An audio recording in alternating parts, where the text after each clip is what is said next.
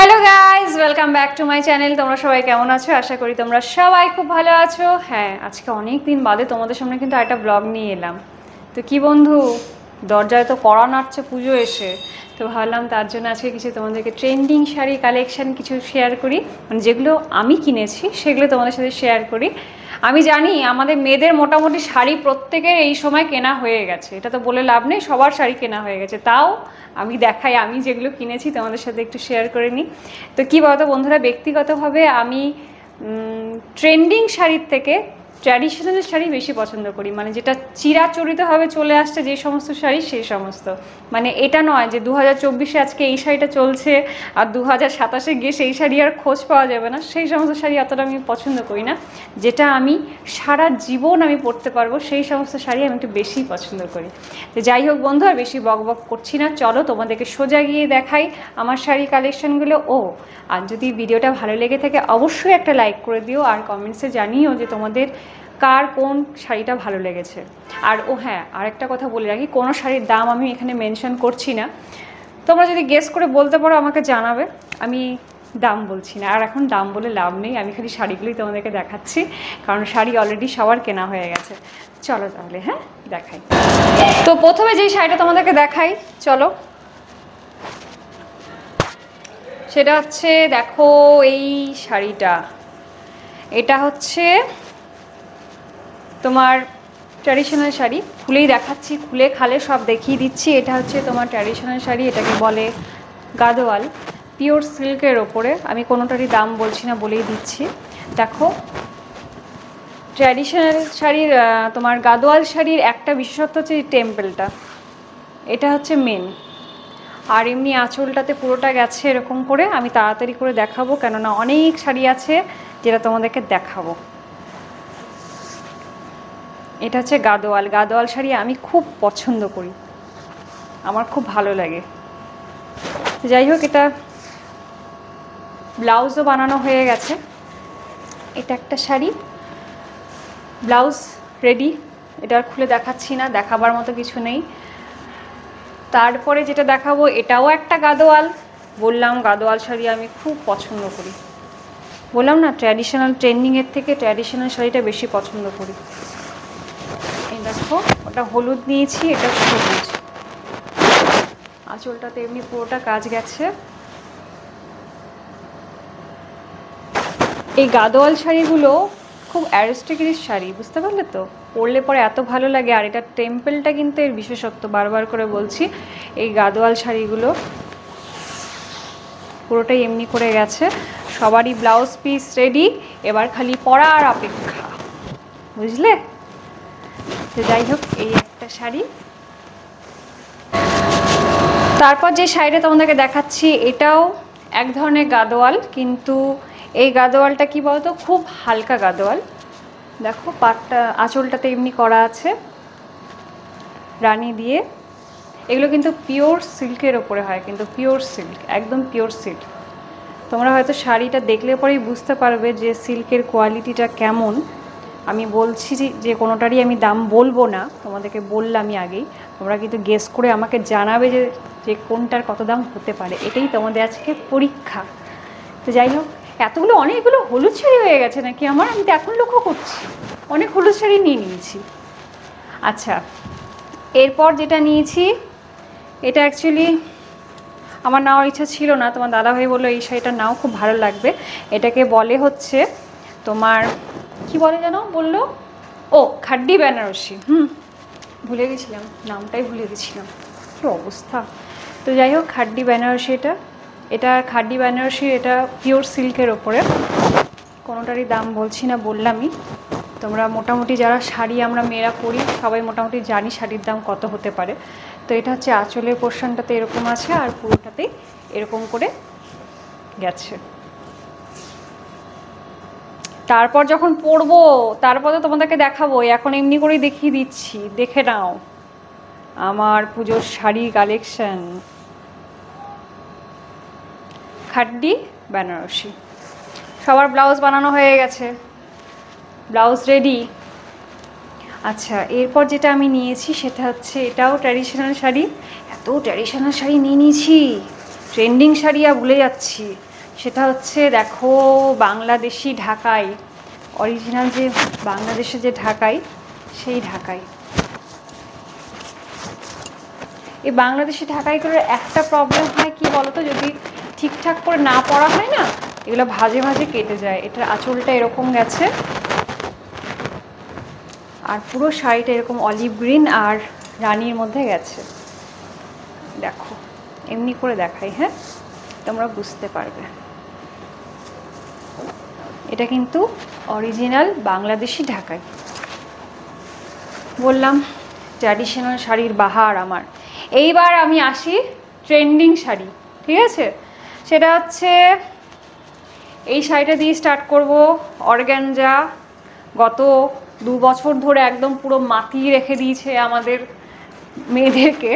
তো এটা অর্গানজার ওপর নিয়েছি। আমি বিশেষ একটা হাবড়া জাবড়া কাজ অতটা পছন্দ করি না, আমি সিম্পল শাড়ি খুব পরতে পছন্দ করি। তো এই শাড়িটা আমার সিম্পলের মধ্যে খুব ভালো লাগলো।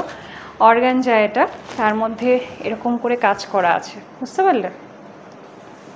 অর্গানজা শাড়ির একটাই খালি প্রবলেম, এতটা পাতলা হয় না। দেখো মুখটা শুধু দেখতে পাচ্ছি এখান থেকে আমি এতটা পাতলা হয়। যাই হোক, ট্র্যাডিশনাল ট্রেন্ডিং তো ট্রেন্ডিংই হয় না। তো যাই হোক, এই একটা শাড়ি তোমার অর্গানজার ওপরে। সবার ব্লাউজ বানানো হয়ে গেছে, আর দেখাচ্ছি না, বারবার করে বলছি না। এইটাও অর্গানজার ওপরে। কত শাড়ি হয়ে গেছে গো, তাও তো আমি অনেক শাড়ি তোমাদেরকে দেখাচ্ছি না।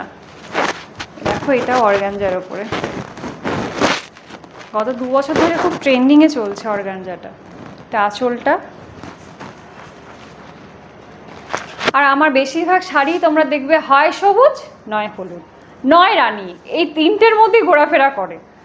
খুব বাইরে অন্য কালারের শাড়ি থাকে। এরকমভাবে পুরোটাই গেছে।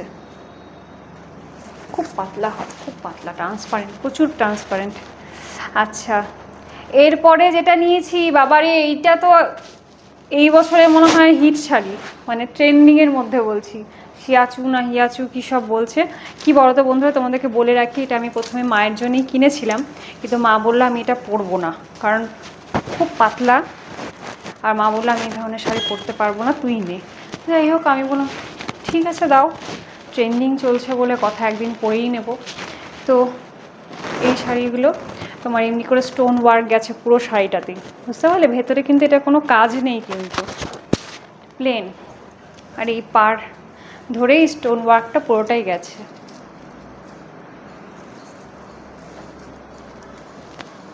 এই শাড়িগুলোর একটা কি প্রবলেম জানো তো, এইগুলো ব্লাউজ বানানো যাচ্ছে না। মানে ব্লাউজ বানাতে যে আমি দিয়েছিলাম, ওরা বলছে নাকি এগুলো নাকি শাড়ির ব্লাউজ বানালে পরে নাকি ফেসে যাবে, জানি না। তো যাই হোক, এই শাড়ির আমার ব্লাউজ বানানো হয়নি, জানি না এটা কি দিয়ে পরবো না পরবো তাও বলতে পারছি না, তবে পরবো তো নিশ্চয়ই। আচ্ছা, এরপর যে শাড়িটা নিয়েছি, বাবা কি ভারী গো শাড়িটা, দেখেই কিনেছি। কিন্তু এই মেয়েদের একটা কি প্রবলেম হয় বলো তো, দোকানে গিয়ে মনে হয় সব নেব, এবার যখন বাড়িতে নিয়ে আসি না, তারপর মনে হয় না ওই শাড়িটা হলে পরে মনে হয় বেশি ভালো হতো। কি হয় না? আমার এমনি হয়, খুব বাজে স্বভাব এটা। দোকানে গিয়ে তখন বাসবনে ডোমকানা হয়ে যায়, তারপরে ভাবি যে কোন শাড়িটা নেব, কোন শাড়িটা ছেড়ে কোন শাড়িটা, তারপর বাড়িতে এসে হাবু উত্তাস করি যে না ওই শাড়িটা নিলে আমার বেশি ভালো হতো। তো যাই হোক বন্ধু, এই একটা শাড়ি নিয়েছি জারদৌসি টাইপের, চিক চিক চিক চিক করছে শাড়িগুলো, পিওর সিল্কের ওপরেই আছে, এমনি ওয়ার্ক করা গেছে পুরো শাড়িটাতে। এই যে এই শাড়িটা কালারটা আমার খুব সুন্দর লাগলো, মানে আমি পরিনি এই কালারের শাড়ি। তো এটা ওরা সিল্ক জারদৌসি বলছে, যা বলছে বলছে, মোটমাট এটা একটা নিয়েছি। ব্লাউজ বানানো কমপ্লিট।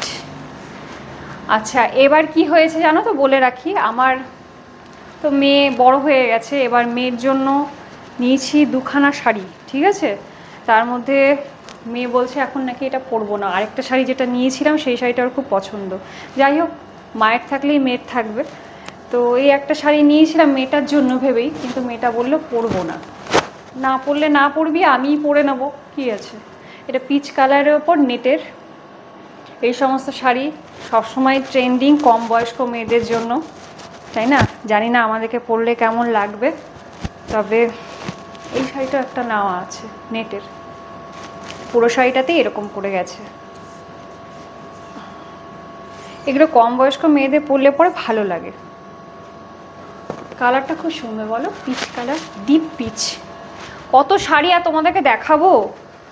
এই একখানা শাড়ি, এটাও আমার দিদি দিয়েছে, মানে আমার বড় ননদ। দুখানা যে হলুদ রঙের, যে প্রথমে তোমাদেরকে তো বলা হয়নি, বললামই না যে কে কোন শাড়ি দিয়েছে, জানি বললাম না তোমাদেরকে, কিন্তু দিয়েছে একটা হলুদ প্রথমের দিকে যে গাদোয়াল, যেটা কম রেঞ্জ মানে কম ইয়ের মধ্যে ছিল সেটা, ওটা একটা দিয়েছে। আর এই শাড়ি একখানা দিয়েছে, দেখো এগুলো কি লিলেন বেনারসি না কী সব বলে, এগুলো খুব সফট হয় কিন্তু খুব পরে আরাম। আর কালারটা কি সুন্দর না, কালারটা দুর্ধর্ষ কালার।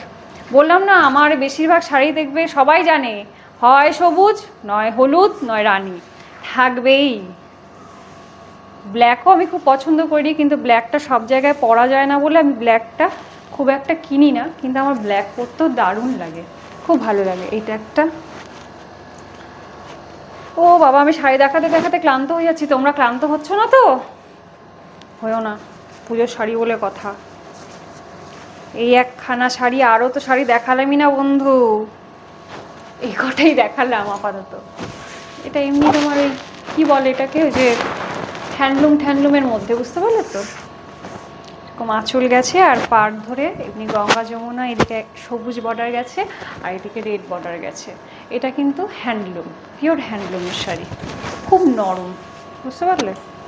জানো এটার কি হয়েছে, দেখো আমি ব্লাউজ বানাতে দিতে ভুলে গেছি, এই তোমাদের সামনে খোলার পর মনে পড়লো ব্লাউজ বানানো হয়নি। যাই হোক, লাল সবুজ একটা ব্লাউজ দিয়ে পরে নেবো, অনেক ব্লাউজ বানানো হয়ে গেছে। আর ব্লাউজের যা মজুরি নিচ্ছে তাতে মনে হয় রেডিমেড ব্লাউজ কেনাটা অনেক ভালো। তারপর দেখো, last but not the least, এই একটা শাড়ি আমি নিয়েছি। এটা হচ্ছে বাংলাদেশি তাঁতের ওপরে, এই পুজোর সকাল দিকটা একটু পরার মতো। এগুলোর দাম খুব কম জানো তো, কিন্তু পরে এতটাই আরাম। এগুলো সকালের দিকে পুজোর পরে চলে যাও টুকটাক। এটা হচ্ছে বাংলাদেশি তাঁত। ও হ্যাঁ, আরেকটা শাড়ি তোমাদেরকে দেখাতেই ভুলে গেছি, সেটা হচ্ছে, মানে এই শাড়িটা কি বলতো, আমি কেনার পর আফসোস করছি যে আমি কেন কিনলাম। কারণ আমি এটা প্রথমে ভেবেছিলাম, এটা হচ্ছে স্বর্ণচুরি, তোমরা দেখে বুঝতেই পারছো স্বর্ণচুরি। এটা এতটাই হালকা কালার হয়ে গেছে না, আমি ভেবেছিলাম লাল ব্লাউজ দিয়ে আমি এটাকে ট্রাই করব। আমি তাই ভাবছি এত দাম দিয়ে তো নিয়ে নিলাম, কিন্তু শাড়িটা আমার কাছে একটু মানাবে কি না সেটা হচ্ছে কথা। যাই হোক, লাল ব্লাউজ দিয়েই ট্রাই করবো। আমি কিনেছি, করবো তো নিশ্চয়ই, তাই না? হচ্ছে স্বর্ণচুরি, কারণ আমার স্বর্ণচুরি অনেকগুলো আছে, তার মধ্যে ওই জন্য আমি এই জন্যই আমি একটা হালকা কালারের নিয়েছিলাম, যে সব তো আমার ডিপ কালার, তো একটা হালকা কালার নিয়ে দেখি, কিন্তু এমন হালকা নিয়ে নিলাম, জানি না মানাবে কিনা। যাই হোক বন্ধু, এই হয়েছে আমার পুজোর বাজারের কালেকশন। তো তোমরা আমাকে জানাবে কমেন্টসে অবশ্যই যে কার কোন শাড়িটা পছন্দ হয়েছে। দাম কোনোটারই আমি বলিনি, তোমরা মোটামুটি যারা শাড়ি কেনো দেখে বুঝতেই পারছো যে কোনটার কত দাম হতে পারে। তো যাই হোক বন্ধু, আজকে আমাদের ব্লগটা আমি এখানেই শেষ করছি। যদি ভালো লেগে থাকে, যে বললাম আর বারবার করে বলছি না, তো আজকে আমাদের ব্লগটা এখানেই শেষ করছি। তোমরা সবাই খুব ভালো থেকো, সুস্থ থেকো, পুজোয় সবাই খুব আনন্দে থাকার চেষ্টা করো। না থাক, আমি জানি পরিস্থিতি খুব বাজে, তার মধ্যেও বলবো সবাই খুব ভালো করে থাকার চেষ্টা করো, নিজের মনকে ভালো রাখার চেষ্টা করো, যেটা সব থেকে আগে দরকার। কারণ মন ভালো না থাকলে পরে কোনো কিছুই ভালো লাগবে না, না শাড়ি পরলে, না সাজগোজ করলে, কোনো কিছুই ভালো লাগবে না। তো যাই হোক বন্ধু, আজকের মতো টাটা, ধন্যবাদ।